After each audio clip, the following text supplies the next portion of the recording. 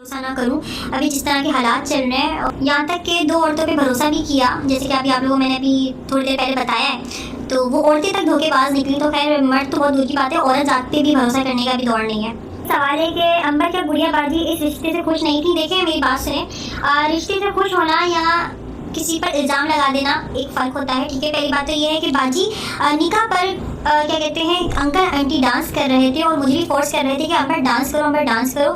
और तो मुझे बाजी ने उस वक्त इस तरह से मना कर दिया था कि अंबर तुम मत करना, क्योंकि जाहिर सी बात है हम लोग इस तरह से बड़ों के सामने बैठकर बड़ों के सामने डांस नहीं करते। मेरे ताया अबू बैठे हुए थे, मेरे पापा बैठे हुए थे, तो बिल्कुल भी बनता नहीं था जवाब उस वक्त कि मैं डांस करूं, और डांस बनता भी हम लोग करते भी नहीं है। और ये बात भी थी कि बाजी ने बस डांस का मना किया था, तो इसलिए बाजी से इश्यूज हो गए थे उन लोगों को, जिसकी वजह से फिर मैंने उनसे सबसे पूरी फैमिली से हाथ जोड़ के माफ़ी मांगी थी।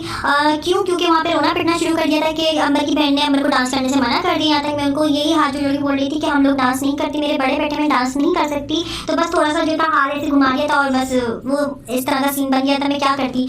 तो बाजी से उस दिन से इश्यूज खड़े हो गए थे कि जो है लड़की ने डांस नहीं करने दिया। और दूसरा ये कि मुझे कहा गया था कि स्लीवलेस पहनोगी तुम निकाह पे, बट मैंने उससे मना कर दिया था। आप अगर कभी उसके अंदर बहुत हाफ शर्ट थी जो बैकलेस भी था और स्लीवलेस भी थी, जो कि मैं नहीं पहनती, तो फिर वो अल्लाह अल्लाह करके और काफ़ी ज़्यादा बहस के बाद यहाँ तक फिर नहीं निकाह के ड्रेस की। तो कई सारी बातें थी जो आप लोगों से मुझे क्लियर करनी थी। और एक और बात यहाँ पे मैं बोलती चलूँ कि उनका जो दरअसल जो मकसद था ना, उनका दरअसल मकसद ये था कि मैं अपना चैनल बंद कर दूँ। उस शख्स ने मुझे कहा था कि मैं चैनल बंद कर दूँ। जब मैंने मतलब कहा कि यार मैं अपना चैनल कैसे बंद कर सकती हूँ, क्योंकि उसकी बहन कहती है कि मैं इनसे पहले की हूँ, लेकिन नाम और जो शोहरत मिली वो तो हमसे रिश्ता जोड़ने के बाद ही मिली ना, ये भी तो देखो।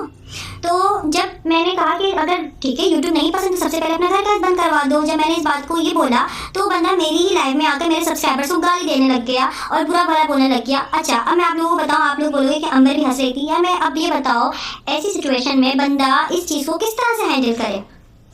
यहाँ तो लाइव आपकी चल रही है, आप दोनों फिर तो लड़ने बैठ जाओ कि तुम कर क्या रहे हो, क्योंकि उस लाइव को मैंने कुछ टाइम बाद उन लोगों के जाते ही मैंने उसको प्राइवेट कर दिया था, डिलीट कर दिया था, और मुझे बहुत ज़्यादा गुस्सा भी आता है। और मैंने कहा भी था लाइव खत्म होने के बाद कि इस तरह से बात नहीं करते, इस तरह से नहीं बोलते।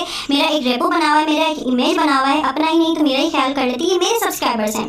तो काफ़ी हमारी इस बात पर बहस चली थी, और जो मैं हंस रही थी, जाहिर सी बात है कभी कभार चीज़ों को हैंडल करने के लिए इस तरह से करना पड़ता है। तो मैं मानती हूँ हाँ मेरी भी गलती थी, मुझे उस वक्त ये करना चाहिए था कि मुझे फ़ौरन अपनी लाइफ जो थी फ़ौरन स्टॉप कर देनी चाहिए थी, बंद कर देनी चाहिए थी, क्योंकि मैं उस इंसान की जहनियत उस वक्त समझ नहीं सकी कि वो मेरे सब्सक्राइबर्स को गाली इसलिए दे रहा है ताकि मेरे सब्सक्राइबर्स जो हैं वो मेरे चैनल को छोड़कर भाग जाएं और मेरे लिए मसले बन जाए, मैं अपना चैनल बंद करके और एक जगह बैठ जाऊँ। क्योंकि उनका असल मकसद यही था कि सब लोग चैनल अपना बंद कर लें, बस हम लोग बहन भाई जो है अपना चैनल चलाएँ। तो ऐसा नहीं होता और ऐसा हो भी नहीं सकता। तो अभी जो इस शख्स ने जो इद्दत वाली बात करी थी, तो इद्दत वाली बात भी इसलिए करी थी ताकि 4 महीने के लिए मैं अपने चैनल से गायब हो जाऊं। और यहाँ तक मैंने फतवा भी निकलवाया और मेरे पापा ने भी हर किसी से और मौलवी साहब से पूछा, तो उन्होंने साफ साफ बोल दिया कि इद्दत नहीं बनती। बस इतनी सी थी कि मुझे बोला गया अपना चैनल बंद करो, अपना चैनल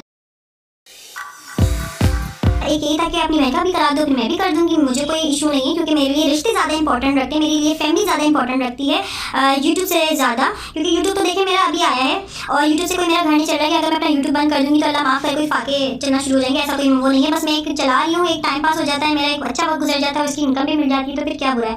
तो यहाँ तक ये मसला हो गया था कि उस लाइव के बाद एक अंकल हैं, एक हैं यूट्यूबर हैं जिन्होंने रिएक्शन दिया था SJ, तो दूसरे दिन जो है ना काफ़ी रिएक्शन आने लग गए थे, और एक हैं यूट्यूबर SJS के नाम से, उन्होंने इस बात पर भी दिया और काफ़ी बुरा भी मनाया।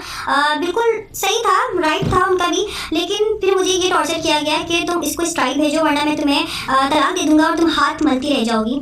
तो इस बात पर भी काफ़ी बहस चली। यहाँ तक मुझे स्ट्राइक नहीं देनी थी, मैंने एक जो है यूट्यूबर उनको एक दफ़ा स्ट्राइक दी थी, वो काफ़ी मतलब बोल रही थी, तो मैंने उनको स्ट्राइक दे दी थी। फिर उसके बाद मुझे रियलाइज़ होता नहीं यार स्ट्राइक नहीं देनी चाहिए थी, मुझे उनको वार्निंग देनी चाहिए थी। और दूसरा ये कि बस बात पे तलाक की जो है धमकियाँ मिलती थी कि मैं ये कर दूंगा वो कर दूंगा, हाथ मलती रह जाओगी, तो इस बात से वो मुकर भी नहीं सकता। ये भी कहा गया कि एक वीडियो में मतलब ये भी इल्ज़ाम था कि अंबर ने मेरी बहन को गाली दी और उसकी वजह से मैंने उसको एक तलाक दी। तो पहली बात तो ये कि मैं गाली कभी भी किसी को नहीं देती हूँ, यहाँ तक कोई चैट नहीं दिखा सकता मेरी इस तरह की मैंने कभी कोई गाली बकी हो, कभी मैं गाली नहीं दे सकती, मैं कभी गाली नहीं बकती, मेरी तरबियत में नहीं है।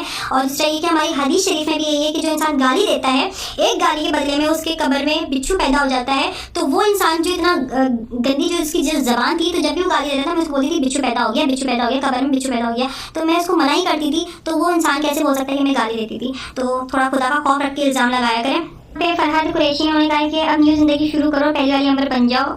पहली वाली अंबर जो सब पे भरोसा कर लिया करती थी बहुत इजीली और एतमाद हो जाया करता था, लेकिन अब भरोसे का एतमाद का इंतकाल हो चुका है अफसोस के साथ। और दूसरा ये कि अब पहली वाली अंबर बहुत बेवकूफ़ थी, लेकिन मुझे लगता है कि अब वो कहीं बाकी रह गई। मुझे लगता है अब अकल आ जानी चाहिए और अकल आ गई है।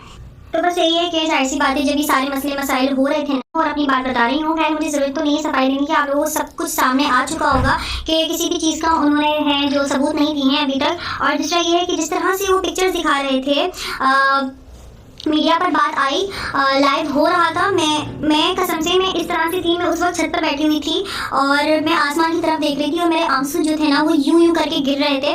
मैं सिचुएशन बता रही हूँ कि उस वक्त क्या सिचुएशन थी और अभी क्या सिचुएशन है मेरी।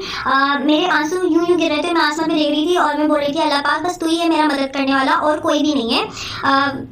आसमान की तरफ देख रही थी, बस ये दुआ कर रही थी और मैं सोच रही थी कि यार नीचे मेरे माँ बाप भी देख रहे होंगे वीडियो, सब लोग देख रहे होंगे बैठ के, उन पे क्या गुजर रही होगी। लेकिन फिर थोड़ी देर बाद अम्मी आती है मेरे पास और मुझे संभालती हैं। मैं बहुत ज़्यादा उस वक्त जो है एक कह सकते हैं टॉर्चर से गुजरी हूँ बहुत ज़्यादा। तो देखो ये पिक्चर जो है अभी आप लोगों को मैं दिखा देती हूँ। ये मेरी पिक्चर थी जो मैंने खुद भेजी हुई थी और सारी सिचुएशन मैंने बताई थी, ताकि मुझे ऐसा लगता था यार कल को कोई और शख्स ना भेज दे और भेजकर कोई भी बात या इल्ज़ाम लगा दे, तो मैं खुद ही बता दूँ जो भी बात है। और इस तरह की बातें छुपनी भी नहीं चाहिए और छुपती भी नहीं है, कभी ना कभी सामने आ ही जाती हैं। और दूसरा ये है कि मैंने खुद बताया था, पीछे से ना कुछ और शख्स जो थे वो आवाज़ लगाते हैं, बोलते हैं कि दो निकाह थे, ये तीसरा निकाह है मेरे भाई के साथ। तो बड़ी मतलब कोई मैं इस सिचुएशन में आ गई थी, मैं इस डिप्रेशन में चली गई थी, अब क्या होगा। लाखों लोग देख रहे हैं, लोगों ने मुझे पता है बदनाम करने की बड़ी कोशिश करी, एक नहीं, दो नहीं, तीन तोहमतें नहीं, इल्ज़ाम नहीं, बहुत ज़्यादा तोहमतें और इल्ज़ाम लगाई गई हैं। छोटी बात नहीं है, आप लोग बड़ी आसानी से कह रहे थे कि बात खत्म कर दो, बात खत्म हो गई है, बात अभी खत्म नहीं हुई है। जब तक मुझे सबूत मिल जाते हैं मैं आपको बस ये है कि आगे तो खुल रही हैं और बहुत सारी चीज़ें हो चुकी हैं। अब ये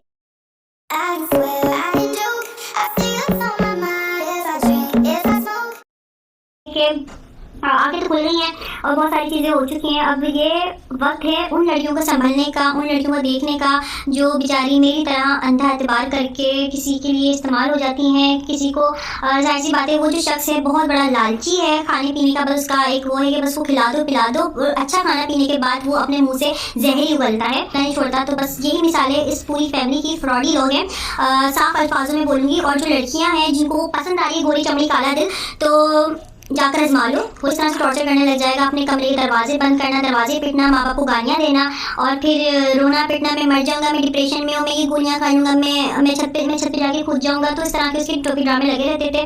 तो बहुत ज़्यादा एक कह सकते हैं कि मेंटली सिक है और दूसरों को भी करता है। आजकल जो लड़के इस तरह के हो रहे हैं, हर लड़का तो नहीं है लेकिन इस तरह के जो लड़के हैं वो ये करते हैं कि हम शॉर्टकट आजमा लें और जो है यहाँ से फिर बाहर निकलनी करें या फिर कोई एक जो है पैसे वाली पार्टी देखें और फिर उसी से मतलब जो है शॉर्टकट ले लें, खुद मेहनत नहीं करेंगे। तो बस दुनिया के मसले मसाइल जो हैं बहुत ज़्यादा हैं भाई। तो खैर बस यही बातें थी, यही तजुर्बे थे। और जाहिर सी बातें जब एक लड़की एक मतलब खुलेआम मीडिया पर आकर आप लोगों को एक वार्न कर रही है